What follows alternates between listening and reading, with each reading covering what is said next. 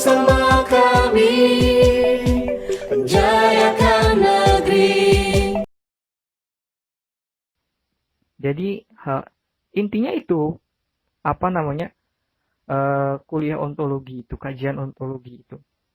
Nanti teman-teman silahkan baca tulisan saya yang 5 halaman itu. Nanti silahkan lanjut kepada diskusi, sanggahan, kritikan, masukan, pertanyaan, dan lain sebagainya. Silahkan, saya terbuka. Nanti jika teman-teman ingin menanyakan referensi atau sumber kajian yang jauh lebih lengkap, silahkan tanyakan kepada saya, bisa lewat forum atau kemudian nanti di lain kesempatan bisa lewat WhatsApp, email, dan lain sebagainya. Itu saja, saya takut membingungkan, dan harapan saya sih penjelasan saya tidak membingungkan. Mungkin hanya sesederhana itu, dan semoga bisa ditangkap dengan baik oleh teman-teman semua.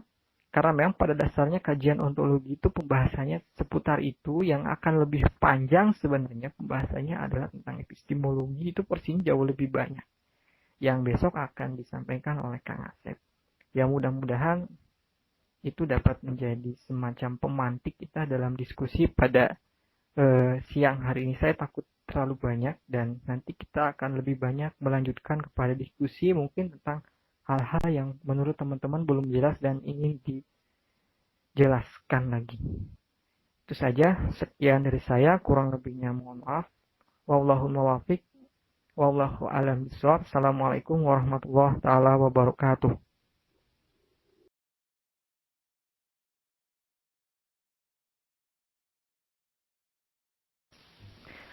Bismillah, saya akan coba menjawab pertanyaan dari Mbak Leni.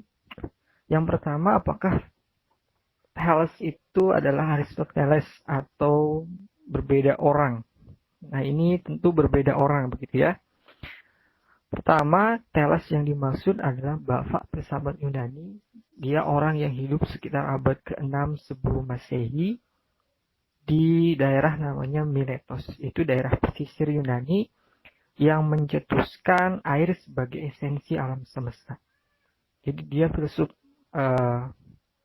awal sekali, begitu ya. Setelah Thales kemudian nanti ada Anaxagoras, Anaximenes, dan nama-nama lainnya. Juga ada Pythagoras misalnya yang sangat terkenal di dalam bidang matematika. Itu Thales itu orang di generasi awal. Sedangkan Aristoteles itu adalah orang setelahnya, orang di era Yunani klasik. Biasanya periode Helenis itu adalah sebutan untuk paham Yunani. Orang Helen itu orang Yunani, jadi Helenisme itu paham Yunani. Paham Helenis adalah paham Yunani yang dibawa oleh Alexander the Great menuju daerah-daerah sekitar Yunani seperti Mesir dan lain sebagainya. Nah, jadi filsafat Yunani itu biasanya dibagi menjadi 3. Ada filsafat Yunani kuno. Itu filsafat Yunani kuno ini adalah filsafat eranya Thales dan kawan-kawan ini. Nah, kemudian era ini juga sering disebut sebagai era prasokratik atau era sebelum Sokrates. Nah, kemudian setelah eranya Thales dan kawan-kawan itu muncul era Yunani klasik atau juga sering disebut sebagai eranya trio Yunani. Nah, siapa mereka? Yaitu dimulai dari Sokrates, kemudian ada muridnya Plato, kemudian ada muridnya lagi Aristoteles. Nah, Aristoteles ini muridnya Plato ini. Mereka adalah 3 besar filsuf Yunani yang pemikirannya masih banyak dikaji hingga sekarang. Nah, kemudian periode ketiga dari filsafat Yunani adalah filsafat Helenisme. Periode Helenisme yaitu ketika era Alexander the Great berkuasa sampai kemudian Alexander the Great wafat. Nah, itu era di mana pemikiran Yunani menyebar ke daerah-daerah sekitar Yunani seperti Mesir, Persia, dan lain sebagainya, termasuk Islam. Daerah-daerah Islam di kemudian. Untuk aliran ontologi sendiri itu sebenarnya ada banyak ya, tidak terfokus pada 5 itu. 5 itu contoh saja yang mungkin saya bawakan ke situ, karena memang tergantung dari siapa yang menjelaskan, tergantung dari tokoh siapa yang kemudian menjelaskan. Dosen saya pun begitu di Suluddin di UIN itu, mereka juga bahkan ada yang menganggap sebagai ada satu lagi aliran namanya vitalisme. Nah, vitalisme ini menurut si dosen saya itu menjadi salah satu bagian penting aliran ontologi. Tapi saya tidak cantumkan di situ.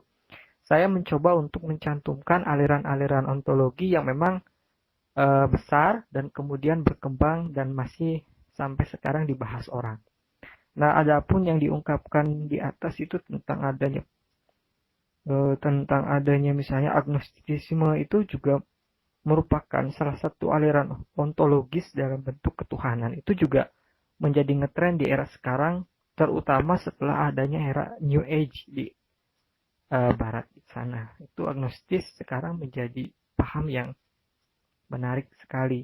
Nah, untuk masalah tentang kosmosentris, contoh-contoh yang saya bawa tadi itu termasuk monisme, dualisme, materialisme, pluralisme, dan idealisme itu menjadi aliran pentingnya. Nah, kemudian pertanyaan yang ketiga, jika dalam Islam hakikat atau esensi yang sesungguhnya ini ada bersumber dari Allah, lantas bagaimana hakikat yang ada ini berasal ditinjau dari non-Islam? Sebenarnya kalau di Islam gampang ya teman-teman menjawabnya. Semuanya memang bersumber dari Allah. Kemudian jika ingin penjelasan detailnya kita punya Al-Quran dan punya As-Sunnah. Tinggal merujuk ke situ dan dielaborasi dengan berbagai macam pemikiran dan tafsir dan lain sebagainya. Itu akan menjadi satu gagasan yang menarik teman-teman. Nah, karena di Barat tidak punya itu, maka di Barat itu prinsipnya adalah tadi, positivistik. Jadi sesuatu hakikat itu yang dianggap benar itu kalau dia ada faktanya dan masuk akal. Jadi rasional dan empiris saja mereka itu.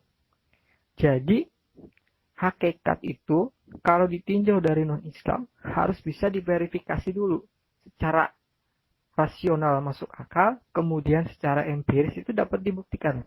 Dapat dilihat, dipegang, misalnya dicium kalau misalnya dia berbau, kemudian dan lain sebagainya. Nah, itu hakikat di dalam apa? Di dalam perspektif barat sifatnya positivistik sekali begitu ya. Jika tidak ada faktanya, tidak masuk akal, mereka cenderung tidak mau membahas begitu. Jadi mereka enggan membahas sesuatu hal yang abstrak, metafisik, berbau-bau gaib semacam itu. Jadi hakikat pun mereka persempit menjadi sesuatu hal yang masuk akal dan ada faktanya saja begitu ya. Makanya itu hakikatnya tadi semacam materialisme, hakikatnya adalah materi, kemudian hakikatnya adalah ide, karena memang ide menjadi sistem berpikir yang besar itu mereka juga anggap sebagai esensi. Itu bermacam-macam tergantung filsuf. Ada juga dualisme misalnya seperti yang diterapkan di Prancis dan lain sebagainya. Mungkin itu tanggapan dari saya karena memang setiap orang menjelaskannya berbeda-beda begitu ya. Jadi itu yang saya bawa dan saya jelaskan. Terima kasih. Pertama tentang ini ya, pertanyaan tentang law of attraction itu adalah hukum tarik menarik.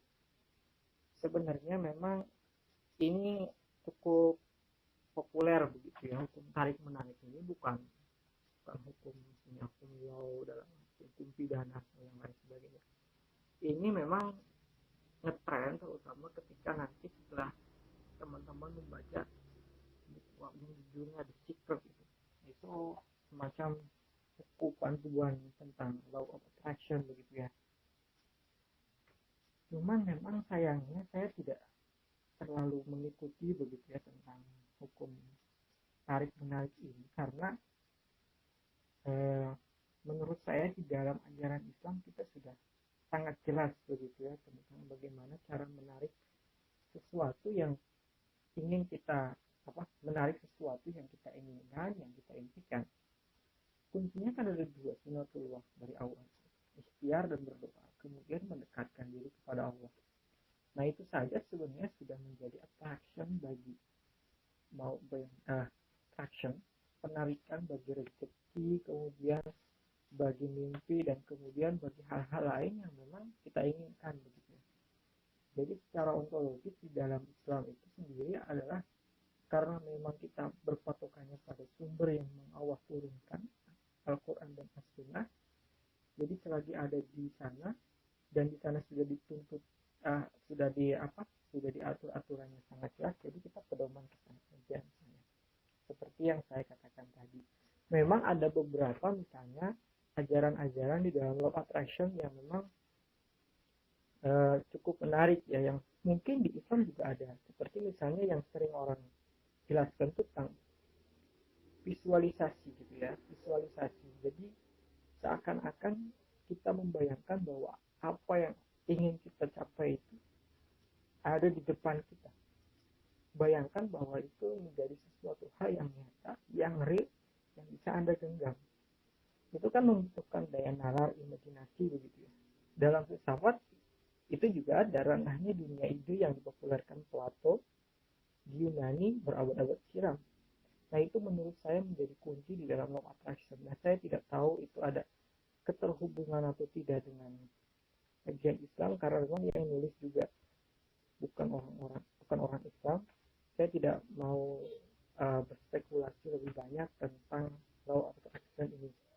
Tapi jika memang tertarik untuk memperdalamnya, silahkan dikaji law attraction itu. Kalau ingin mengkajinya secara ontologis, bisa dilakukan dengan menggunakan cara misalnya cari tahu dulu misalnya sumbernya, siapa yang nulis, siapa yang mengungkapkan, apakah dia backgroundnya orang yang baik, beragama, atau misalnya dia orang seperti apa, background pendidikannya itu penting untuk kita lihat. Nah, kemudian bagaimana modus berpikirnya, kita lihat sebagai jalan berpikir itu seperti apa, bertentangan atau tidak dengan yang sama. Saya kira mungkin itu sikap-sikap yang perlu kita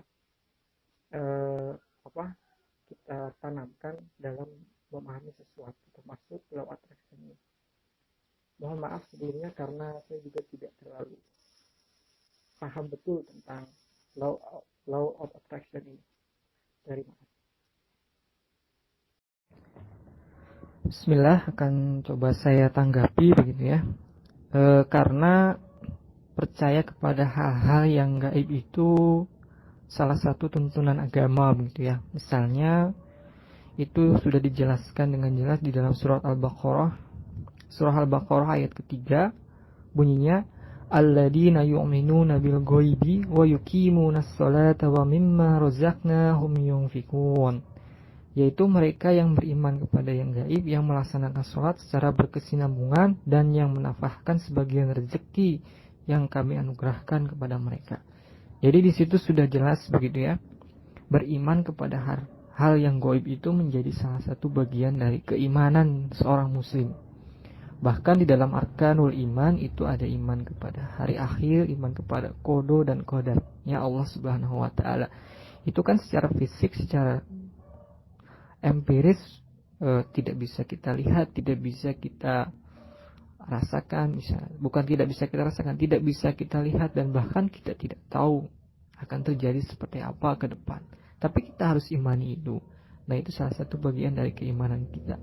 Nah, itu seperti yang saya katakan tadi, salah satu peran wahyu di dalam sistem ontologi Islam itu sangat penting. Nah, di Barat sendiri tidak mengenal ini, tidak mengenal wahyu sebagai sistem, karena mereka memang cenderung masyarakat yang sekuler, ateis, dan tidak percaya terhadap konsep-konsep ketuhanan yang metafisis semacam itu. Mungkin itu bersama kami menjayakan